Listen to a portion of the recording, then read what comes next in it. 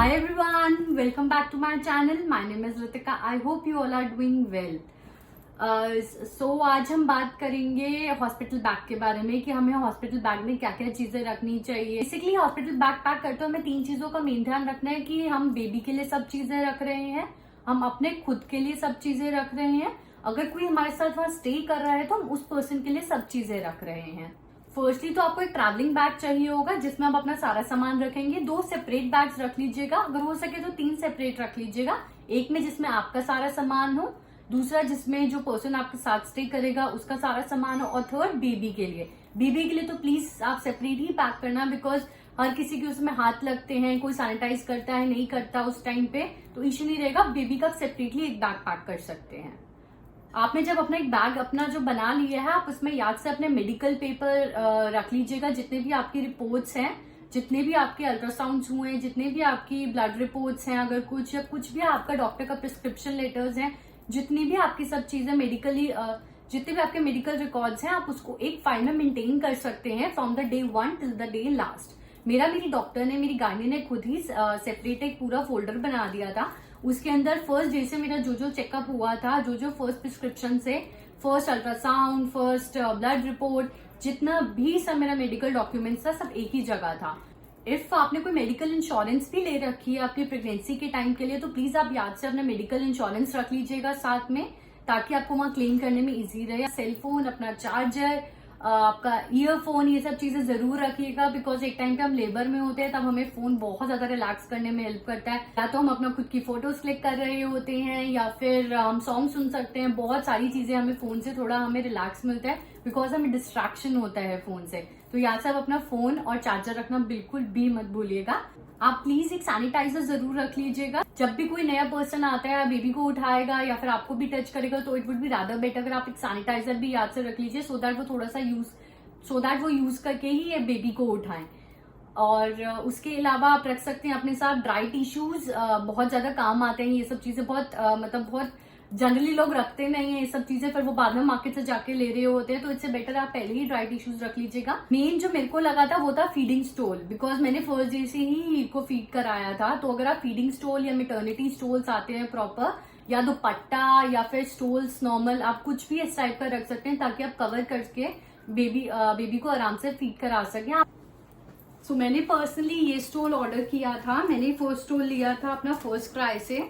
जैसे आप देख सकते हैं, इसको बस मैंने नेक पे लगाना होता था और ये चारों ओर से मुझे कवर कर लेता था। बेसिकली ये मेरा केप की तरह था, और ये पोंचो की तरह इसको मैंने यूज करा है।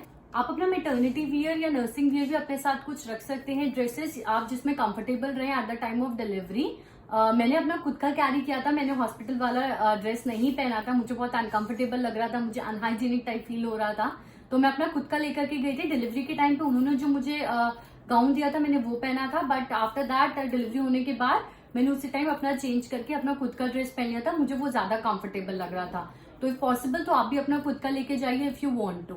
उसके अलावा प्लीज याद से नर्सिंग ब्रा रख लीजिएगा। मैं आपको अपनी नर्सिंग ब्रा दिखा देती हूँ।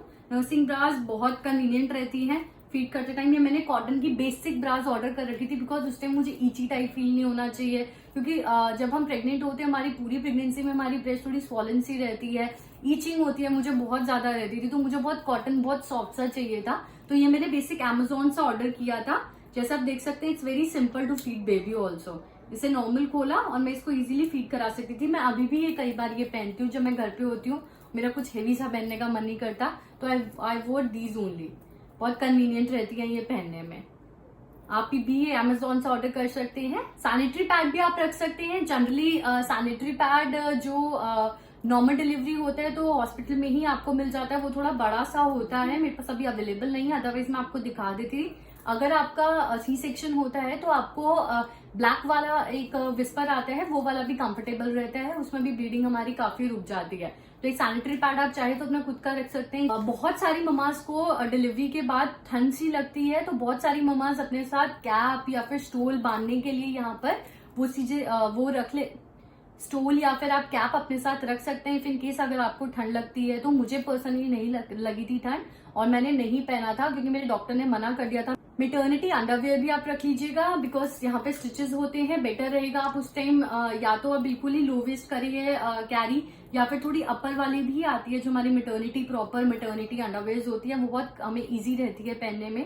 अगर आप उसमें कंफर्टेबल हैं तो आप वो भी वेयर कर सकते हैं। अगर आप चाहें तो आप एक एक्स्ट्रा पिलोज भी रख सकते हैं इनकेस आप, मैं को पर्सनली सर्वाइकल है तो मैंने पिलोज अपने साथ नहीं रखे थे, तो मेरे को पिलोज की जरूरत ही नहीं लगती थी। इनकेस आप पिलो यूज करते हैं तो आप अपना खुद का पिलो भी लेकर के जा सकते हैं। मैंने एक एक्स्ट्रा रख लिया था बिकॉज अगर मेरे साथ कोई स्टे कर रहा है तो उसको अनकंफर्टेबल नहीं होना चाहिए, और हॉस्पिटल का पिलो में कंफर्टेबल होना थोड़ा इम्पॉसिबल सा होता है। सो पर्सनली मैंने अपने साथ एक एक्स्ट्रा पिलो रख लिया था for the person who is going with me. तो अगर आप भी चाहे तो आप अपने लिए भी और जो आपके साथ जा रहे हो उसके लिए भी एक एक्स्ट्रा पिलो रख सकते हैं। आप please please please make sure आप याद से अपने पास एक हेयर बैंड रख रहे हैं, क्योंकि at the time of delivery हमारे बाल टाई होते हैं पूरे, डॉक्टर्स हमें बांध देते हैं हमारे बाल, तो मेक श्योर आप याद से अपना हेयर बैंड वगैरह, हेयर बैंड या क्लचर कुछ भी आप यूज कर रहे हैं आपके हेयर टाई होने चाहिए, वो बेटर रहता है। और उसके अलावा प्लीज प्लीज प्लीज याद से अपना लिप बाम रख लीजिएगा, क्योंकि उस टाइम मुंह बहुत ज्यादा सूखा सूखा सा रहता है, इतनी ड्राइनेस हो जाती है लिप्स पर। मेरे को नहीं पता था ये बात को, तो मैंने उसी टाइम नीचे से अपने हस्बैंड को बोला मुझे नीचे से ला करके दो केमिस्ट से वैसलीन या कुछ।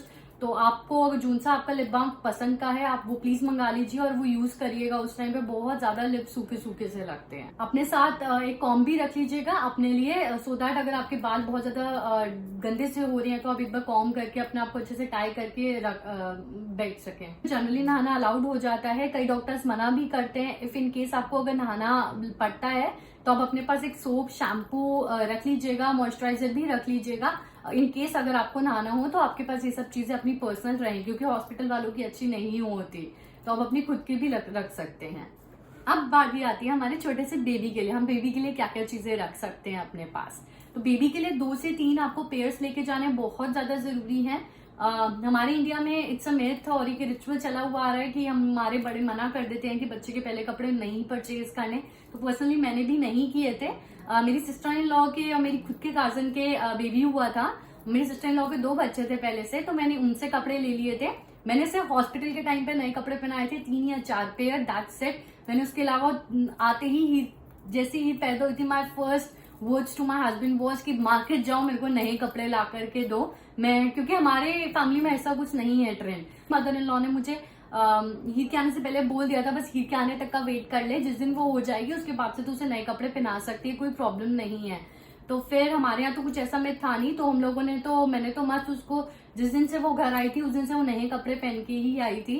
तो आप भी चाहें तो आप अपने हस्बैंड को बोल सकते हैं आप लेकर आ जाए उस टाइम, बट प्रीवियसली अपने बैग में, हॉस्पिटल बैग में 3 से 4 पेयर आप प्लीज कपड़ों के रख लीजिएगा विद मिटन्स, कैप और साथ में सॉक्स, बिकॉज बेबी अंदर होता है उसको गर्मी लगती है, जैसे बेबी पैदा होता है उसके हिसाब से बहुत ज्यादा ठंड होती है, चाहे आप एसी चलाएं या ना चलाएं बेबी को स्टिल ठंडा फील होता है। तो इनकेस बेबी को फीवर ना हो जाए, बेबी को कोई प्रॉब्लम ना हो, मेक श्योर आप बेबी के लिए कैप रख रहे हैं, मिटन्स रख रहे हैं और सॉक्स रख रहे हैं, वो आप रखेंगे आपके बेबी के लिए बेटर रहेगा। और मेक श्योर आप अपना ब्लैंकेट भी रख रहे हैं साथ में एक बेबी के लिए, बिकॉज बेबी को वार्मनेस पूरी मिलनी चाहिए, उसको ऐसा ही फील होना चाहिए कि हाँ वो वूम के अंदर ही है, अभी भी अपनी मम्मा के बिल्कुल टमी में ही है, उसको बिल्कुल अच्छा सा फील हो रहा है। आप कुछ इस टाइप की स्प्रेडशीट्स बनवा सकते हैं किसी से।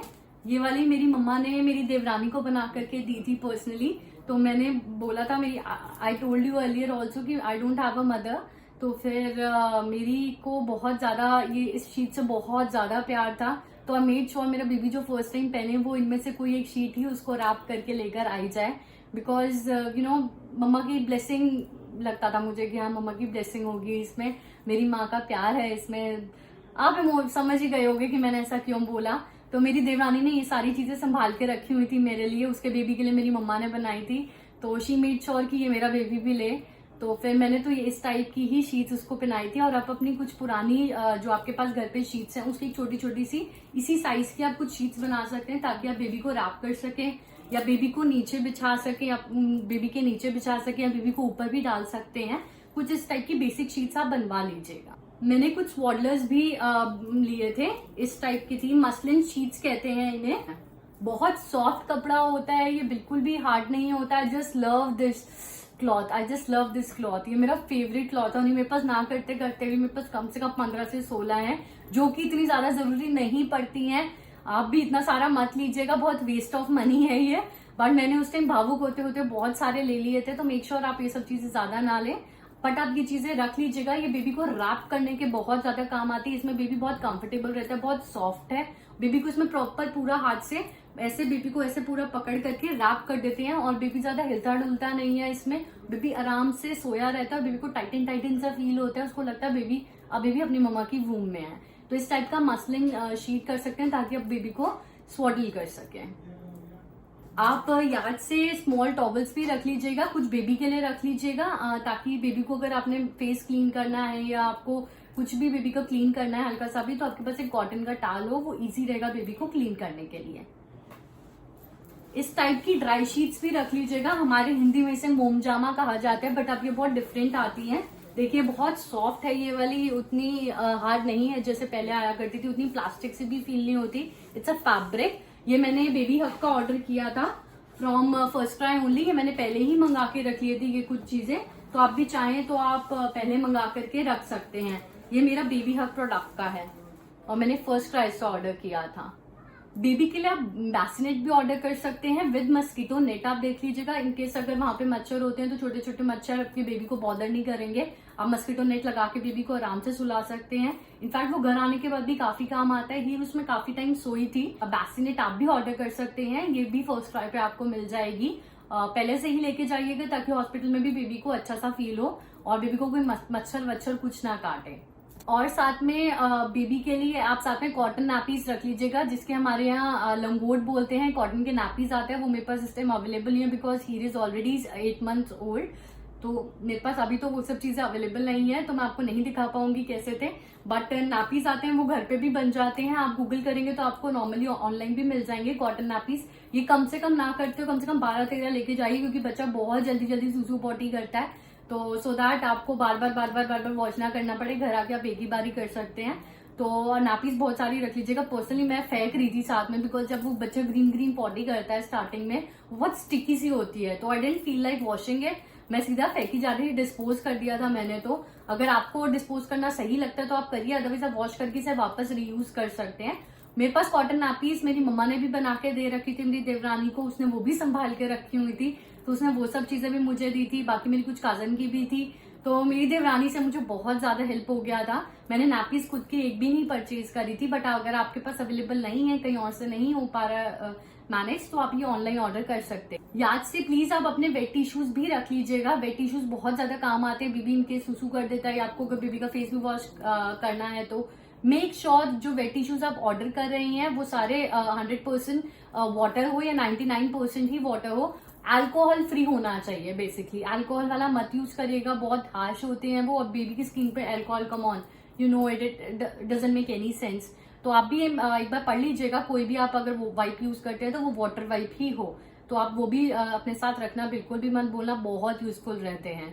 अगर आप अपने बेबी को डाइपर्स पहनाना चाहते हैं स्टार्टिंग से ही, तो मेक श्योर आप न्यूबॉर्न साइज का डाइपर्स आते हैं पैम्पर्स के या हगीज के, आपको जो भी अच्छे लगे, जो सा ब्रांड आपको पसंद है पर्सनली, आप वो वाले डाइपर यूज कर सकते हैं। आप डिस्पोजेबल डाइपर्स भी मंगा सकते हैं ताकि आपको बार बार चेंज ना करना पड़े। पर्सनली मैंने नैपीज पहनाई थी इनिशियली 40-45 डेज तक, तो फिर मेरे को तो काम नहीं आया था डिस्पोजेबल डाइपर्स। बट उसके बाद जैसे मेरी बेबी अक्टूबर में बॉर्न हुई थी, बट जैसे ही नवंबर एंड आने लगा था, आई मेड श्योर कि मैं उसको डाइपर्स बनाना शुरू कर दूं, बिकॉज सर्दियां आ गई थी और बच्चा सर्दी में ही ज्यादा टाइम नहीं रहता ऐसे ही। तो फिर मैंने उसके लिए डाइपर्स, उसको डिस्पोजेबल डाइपर्स ही न्यूबॉर्न साइज के पहनाए थे। तो आप भी चाहें तो डिस्पोजेबल डाइपर्स पहना सकते हैं, ऐसा कोई इशू नहीं है। और अब बात करते हैं हम जो हमारे साथ जा रहा है हम उसके लिए क्या क्या चीजें रख सकते हैं। बिकॉज मेरे साथ कोई पर्सनली गया नहीं था, तो मुझे इतना ज्यादा आइडिया नहीं है, बट मैं आपको कुछ आइडिया दे देती हूँ। तो मेरी मदर इन लॉ रुकते थे, बट वो डे टाइम पे घर ही होते थे, और वो रात नाइट टाइम पे या इवनिंग टाइम पे मेरे साथ हॉस्पिटल में आते थे। वो फिर यहाँ मेरे साथ नाइट स्टे करते थे, फिर वो आ जाते थे घर पे मॉर्निंग में, और मॉर्निंग से नाइट तक मेरी मामी रहती थी मेरे साथ। तो फिर आई मेड श्योर कि मेरी मम्मा को जो चीजें चाहिए वो इवनिंग या डे टाइम पे मेरी मदर इन लॉ अपने साथ लेकर के आ रही है मम्मा, और साथ में मेरी मामी को जो चीजें चाहिए वो अपना डे टाइम पे अपना मॉर्निंग में लेकर के ही आती थी। तो मेरे को ऐसा कुछ प्रॉब्लम हुआ नहीं। बट आई मेड श्योर थोड़े टॉवल्स वगैरह पड़े रहे मेरे पास, बिकॉज लोग आते हैं, हैंड वॉश वगैरह करना होता है या वॉशरूम वगैरह जा रहे हैं, तो टॉवल्स एक होना बहुत ज्यादा जरूरी है। आप साथ में उनके लिए कपड़े रख सकते हैं, एक शीट रख सकते हैं, इफ इन केस उनको ब्लैंकेट चाहिए तो आप ब्लैंकेट रख सकते हैं।